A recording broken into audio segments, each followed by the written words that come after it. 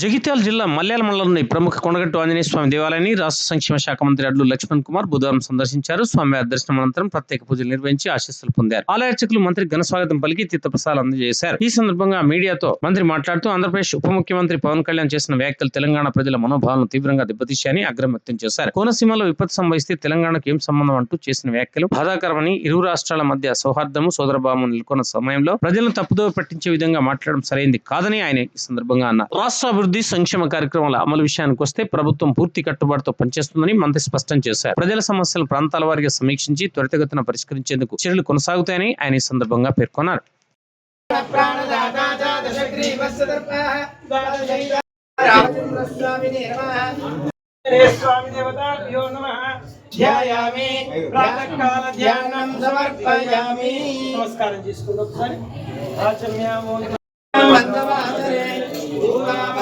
प्रभुराय आंजनेयाय रामाय मह्यं रामेश्वरो वैश्रवणो ददातु कुबेराय वैश्रवणाय महाराजाय नमः। ओम स्वस्ति साम्राज्यं भोज्यं स्वराज्यं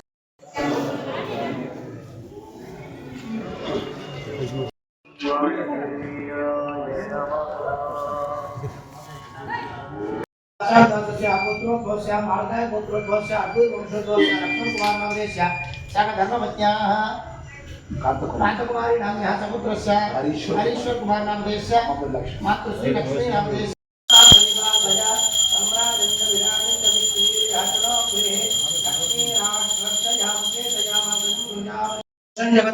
अभिप्रदग्रहागे श्रियामा परिपातया शरदो वर्धमान इत्यभिनिगमो भवति शतमिति शतं दीर्घवायुः तथास्तु।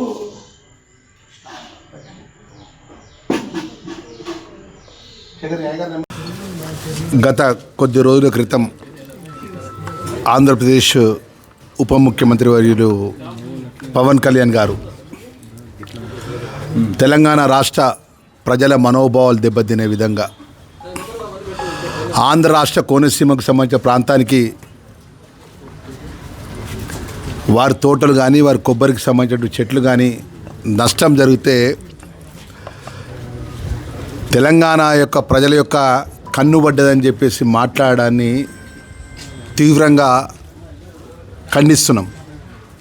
ఎందుకంటే తెలంగాణ ప్రజలు కూడా ఒక మంచి మనసున్న కైండ్ హార్ట్ ఉన్నటువంటి తెలంగాణ ప్రజలు ఈరోజు ఉమ్మడి ఆంధ్ర రాష్ట్రంలో ఉన్నప్పుడు తెలంగాణ ప్రాంతానికి సంబంధించినటువంటి అనేక మంది అభిమానులు కూడా పవన్ కళ్యాణ్ గారికి ఉన్నారు. పవన్ కళ్యాణ్ గారు ఏ సినిమా కూడా రిలీజ్ చేస్తే వేలాది మంది అభిమానులు పెద్ద ఎత్తున స్వాగతం పలికి మా హీరో అన్నటువంటి గొప్పగా అభిమానిస్తారు తెలంగాణ ప్రజలు. మరి అలాంటి పవన్ కళ్యాణ్ ఆంధ్ర రాష్ట్ర ఉప ముఖ్యమంత్రిగా ఓ బాధ్యత గల నాయకునిగా ఉండి ఉప ముఖ్యమంత్రిగా ఉండి తెలంగాణ ప్రజల మనోభావాలను దెబ్బతినే విధంగా మాట్లాడినందుకు తక్షణమే బేషరతుగా తెలంగాణ ప్రజలకు క్షమాపణ చెప్పాలి అని చెప్పేసి ఈ సందర్భంగా వారికి చెప్తూ ఈరోజు కొండగట్టు ఆంజనేయ స్వామి ఈ ప్రాంతానికి వారికి దైవ దర్శనానికి కూడా రావడం జరిగింది. మరి ఆ కొండగట్టు ఆంజనేయ స్వామి ఆయన బుద్ధిని మార్చి దీన్ని చేసిన తప్పును ఒప్పుకొని తెలంగాణ ప్రజలను ఉద్దేశించి మాట్లాడిన మాటలకు నేను క్షమాపణ చెప్తున్నా అని చెప్తే ఆయనకు చాలా మంచిగా ఉంటుంది, మంచి పద్ధతి అని చెప్తున్నా. ఎందుకంటే మనం ప్రజలతో ఎన్నుకోబడ్డప్పుడు భారతదేశంలో ప్రపంచంలో ఎవరితో ఏ వర్గాంతోనైనా కూడా మంచిగా ఉండే విధంగా ఉండాలి. ఇక అధికారం వచ్చింది కదా అని చెప్పి ఆ ప్రాంతానికి వెళ్ళి మన తెలంగాణ ప్రజలను మనోభావాలు దెబ్బతినే విధంగా మన గుండెలు మనసులో ఇబ్బంది అయ్యే విధంగా మాట్లాడడం, మళ్ళీ ఇక్కడికి వచ్చి ఈ ప్రాంతానికి సంబంధించిన సినిమాల లోపల నటించుకుంటూ మరి రాబోయే రోజు లోపల చాలా విపరీతమైనటువంటి ఇబ్బంది ఎదుర్కొన్న పరిస్థితి వస్తుంది పవన్ కళ్యాణ్ గారి గిట్ట మా తెలంగాణ ప్రజలకు క్షమాపణ చెప్పకపోతే. యావత్ తెలంగాణ ప్రజలు కూడా ఎదురు చూస్తున్నారు. సరే ఆయన జరిగిన కొద్ది రోజుల క్రితం జరిగిన మొన్నటి వరకు కూడా ఎవరు మేము మాట్లాడలే రాష్ట్ర మంత్రులను కూడా. నిన్న మా రాష్ట్ర క్యాబినెట్ మంత్రులు మాట్లాడడం జరిగింది. ఈరోజు ఈ ప్రాంతానికి సంబంధించినటువంటి మరి ధర్మపురి ప్రజల ఆశీస్సున్న ఎమ్మెల్యేగా రాష్ట్ర క్యాబినెట్ వెల్ఫేర్ మినిస్టర్గా ఈ జిల్లాలో మా కొండగట్టు ఆంజనేయ స్వామి ఉంటారు, మా స్వామివారు మనందరి విలవేల్పు. మరి ఆ స్వామివారికి దర్శనానికి కూడా ఆయన వస్తాడు పవన్ కళ్యాణ్ గారు.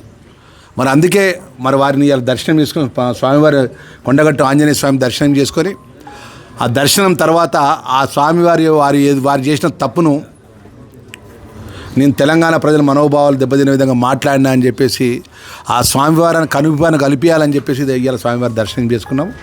ఏది ఏమైనా కూడా మరొకసారి చెప్తున్నా, రాష్ట్ర మంత్రిగా హెచ్చరిస్తున్న పవన్ కళ్యాణ్ గారిని, మీ తెలంగాణ ప్రజలకు బేషరతుగా క్షమాపణ చెప్పాలని చెప్పేసి డిమాండ్ చేస్తున్నా. మరి దానిలో భాగంగా వారికి ఎక్స్గ్రేషియా ఇవ్వాలని చెప్పేసి స్వయాన రాష్ట్ర ముఖ్యమంత్రి గారిని, స్థానిక శాసనసభ్యులు మా జిల్లా కాంగ్రెస్ పార్టీ కరీంనగర్ జిల్లా కాంగ్రెస్ పార్టీ అధ్యక్షుడు మేడిపల్లి సత్యం గారి యొక్క నేతృత్వంలో మంత్రిగా నేను ఇద్దరం వెళ్ళి ముఖ్యమంత్రి గారి దృష్టికి తీసుకెళ్ళి 25 షాపులు చిరు వ్యాపారస్తులను ఆదుకోవాలి, ప్రభుత్వం అండగా ఉండాలి, ప్రభుత్వం తరఫున వారికి ఎక్స్గ్రేషియా కూడా ఇవ్వాలని చెప్పేసి ముఖ్యమంత్రి గారికి మనవి చేయడం జరిగింది. ముఖ్యమంత్రి గారి ఈ యొక్క ఏదైతే రేజింగ్ 2047 మీటింగ్ అయిపోయిన తర్వాత ఒక నిర్ణయం తీసుకుంటాడు. తప్పకుండా రాష్ట్ర ముఖ్యమంత్రి గారి ద్వారా ఈ యొక్క 25 చిరు వ్యాపారులను ఆదుకుంటామనే విషయాన్ని మంత్రిగా మరొకసారి ఆ చిరు కుటుంబాలకు మనవి చేస్తున్నాం. ఎవరు కూడా ఆందోళన పడద్దు. అదేవిధంగా ట్రాన్స్పోర్ట్ డిపార్ట్మెంట్ ద్వారా ఆ షెడ్లన్నీ కూడా అయితే ఎన్ని షెడ్లు అయితే కాలిపోయినాయో, ఎన్ని షెడ్లు అయితే దగ్ధమైనాయో, నేను డిప్యూటీ సీఎం గారిని బట్టి విక్రమార్క గారు, నేను ఎమ్మెల్యే గారు మేడిపల్లి సత్యం గారు కలిసి కరెంట్ షాక్ వల్ల జరిగిన సంఘటనకు వారు బాధ్యతలు తీసుకొని ఆ షాపులన్నీ కూడా మరమ్మతులు చేపించి ఆ రేకులు ఇప్పించి అవన్నీ కూడా ఆధునీకరణ పరంగా వాళ్ళ షెడ్లు కూడా మళ్ళీ వ్యాపారం నడుపుకునే విధంగా వారికి ట్రాన్స్పోర్ట్ డిపార్ట్మెంట్ ద్వారా మన రాష్ట్రంలో సీఎండి వరుణ్ రెడ్డి గారికి నేను చెప్పడం జరిగింది. తక్షణమే ఆ షాపులు కూడా మరమ్మతు చేపించాలంటే వారు సానుకూలంగా అంగీకరించి డిప్యూటీ సీఎం గారు కూడా చెప్పడం జరిగింది. మరి ఈరోజు నిజంగా అంత పెద్ద రాత్రి సంఘటన జరగడం దేవుడి దయతోనే, ఆ స్వామివారి దయతోనే ఎవరికి ప్రాణ నష్టం జరగదు. ఆ దేవుడు ఆంజనేయ స్వామి చల్లగా కాపాడాడు. ఏదేమైనా కూడా మనందరం కూడా ఆ స్వామివారి యొక్క ఆశీస్సుతో అందరం చల్లగా ఉండాలని కోరుకుంటే ఆ కుటుంబాలకు కూడా రాష్ట్ర ప్రభుత్వం ఈ జిల్లా మంత్రిగా నేను మనవి చేస్తున్నాను. ఎవరు కూడా ఆందోళన పడే కొంచెం వెనుక ముందైనా కూడా వారికి ఎంతో కొంత ప్రభుత్వ పరంగా ఆర్థికంగా అండగా ఉంటామనే విషయం మీ ద్వారా మరొకసారి మనవి చేస్తున్నాను.